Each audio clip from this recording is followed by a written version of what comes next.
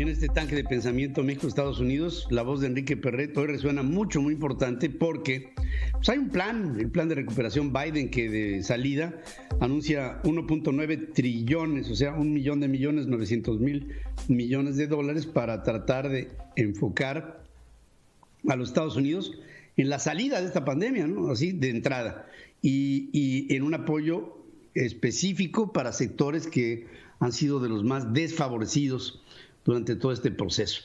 Y Enrique Perret, allá en Washington, te saludo esta mañana. ¿Cómo estás, Enrique? Gracias, Pedro. Pues un gusto saludarte nuevamente.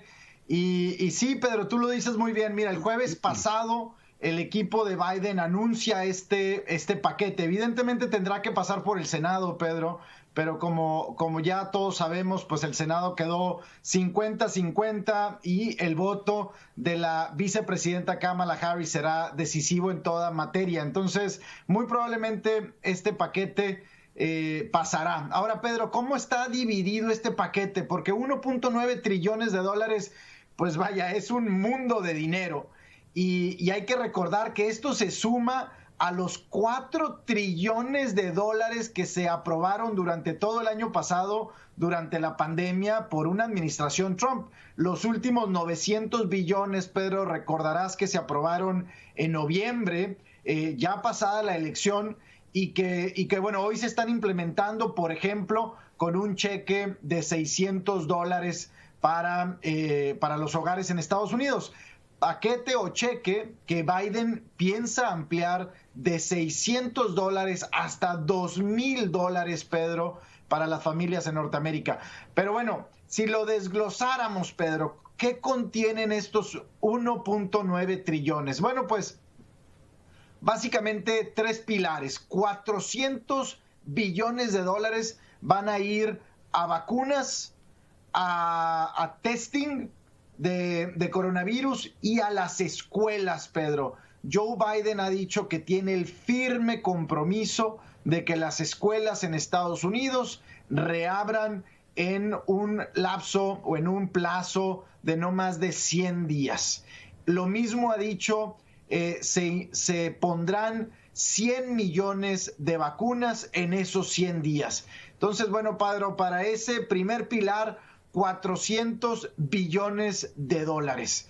Después viene un gran paquete de $1 trillón, Pedro, para todo esto, todos estos incentivos a las familias en Norteamérica, que incluye también los cheques al desempleo, los incentivos al desempleo, los apoyos a las pequeñas, medianas y grandes empresas para que los empleadores también puedan dar un cheque a sus empleados y no se pierdan más empleos, Pedro. La semana pasada tan solo, Pedro, se registraron 1 millón de desempleados en Estados Unidos. Y evidentemente lo que tú quieres como país o como administración es que haya menos desempleo, menos gente enlistándose en el desempleo, pero también quieres un apoyo de incentivos a aquellos que pues necesariamente hay que apoyar por ese desempleo.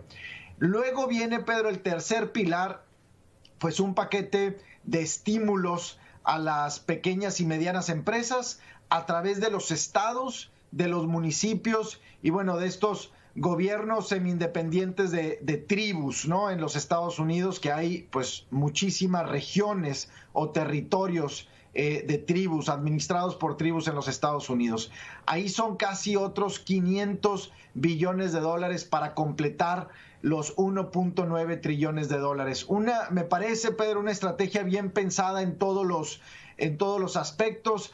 Hay ciertas cosas muy puntuales que diferencian de los apoyos del año pasado de Trump. Te pongo un ejemplo, en esta ocasión no se restringe el apoyo a una familia que tenga un padre o madre inmigrantes, por ejemplo, que antes sí se restringía.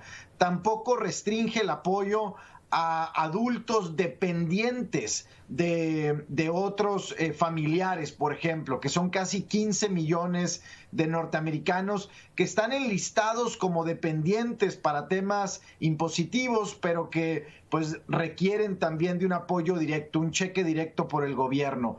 Se trata de implementar también una estrategia fiscal, Pedro, algo que me llamó mucho la atención, por ejemplo, incrementan el apoyo o el crédito fiscal que dan a las familias a través de sus hijos. Si tú tienes hijos menores de 6 años, tienes un crédito fiscal de hasta $3,600. Y si tienes hijos entre esos 6 años y los 17 años, es un crédito fiscal de hasta $3,000 en el año fiscal 2021. Entonces, vaya, Pedro, un paquete bastante completo. Esperamos que se apruebe en el Senado. Me parece que no debería haber oposición y tendríamos 100 días en los que se implementarían estos apoyos pues de manera nacional, que eventualmente, Pedro, a través de las remesas o de apoyos directos, ayudará también a nuestro país en México. Pues sí, es un paquete que implica la aprobación en el Senado, como lo apuntas, y necesitaría por lo menos de la voluntad de 10 republicanos que le entraran al mismo entusiasmo, ¿no? Yo pienso que esto es impostergable y que va a pasar. No sé si tú estés de acuerdo con ello, pero creo que es el primero de muchos más que se van a tener que dar de una manera muy ágil, porque todavía hay algunos sectores, como por ejemplo la infraestructura, de la que todavía no hay un proyecto específico y que Estados Unidos tiene ya en algunos lugares un proceso de obsolescencia que se tiene que mejorar. Si vemos algunas ciudades chinas comparadas con algunas ciudades de los Estados Unidos, vemos que hay un desbalance y China va hacia una modernidad tremenda, en lo que Estados Unidos a veces se siente. El otro día llegué al aeropuerto O'Hare, ahí en Chicago, y sentí que estaba yo entrando a un tobogán que me llevó a la década de los 60, por ahí. Y yo estoy seguro que tú ves lo mismo. Es correcto, Pedro. Mira, en la primera parte me parece que los demócratas apoyaron los paquetes de rescate en el 2020 del Partido Republicano. No veo cómo los republicanos, al menos 10, como tú bien dices, en el Senado, apoyen esta iniciativa. Al final del día, pues son apoyos que llegarán a todas las comunidades, sean republicanas o sean demócratas, a todas las localidades y a todos los estados, y nadie se puede negar a la necesidad que hay hoy en la gente, en las pequeñas y medianas empresas. Y por el tema de infraestructura, Pedro, sí, me parece que también es una tarea pendiente que dejó por ahí la administración Trump. Si recuerdas, en la campaña del 2016, Trump se refería a estos aeropuertos, principalmente comparándolos contra otros países, como bien dices, en China o Japón. Y definitivamente sí, la infraestructura en Estados Unidos, cuando tú vas a un aeropuerto, Chicago, aquí en Washington, incluso los tejanos, que a lo mejor son los más grandes, de mayor infraestructura, Dallas, Houston, etcétera, pues es infraestructura vieja, ¿no? Es todavía infraestructura de los 70s, de los 80s, que hay que renovar. Y yo creo, Pedro, que además, qué mejor plan de recuperación económica que un plan de infraestructura que los sitúe en una infraestructura del siglo XXI, y no del siglo pasado, ¿no? Entonces, yo creo que vamos a ver mucho de eso en el plan demócrata.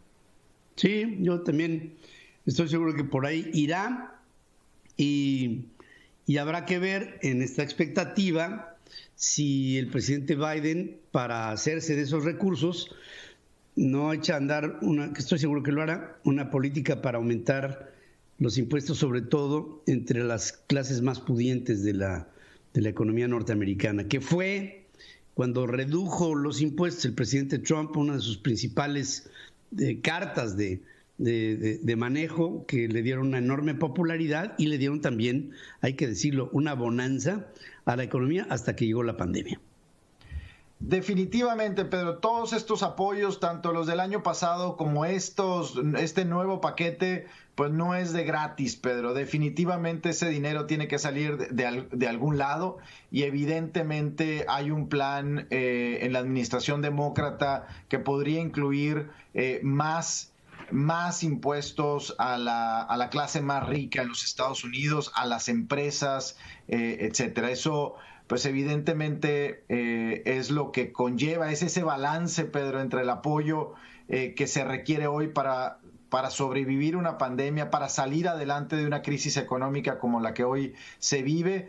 Y bueno, habrá esas negociaciones, Pedro, que se requieren en todo Congreso y en todo Senado para llegar a ese punto intermedio, ¿no?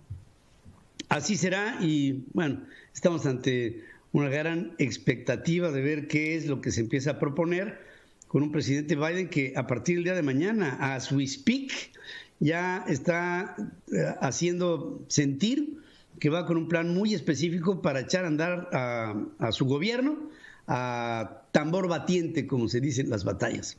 Querido Enrique, como siempre, te agradezco y te pregunto, ¿qué temperatura hay allá en Washington?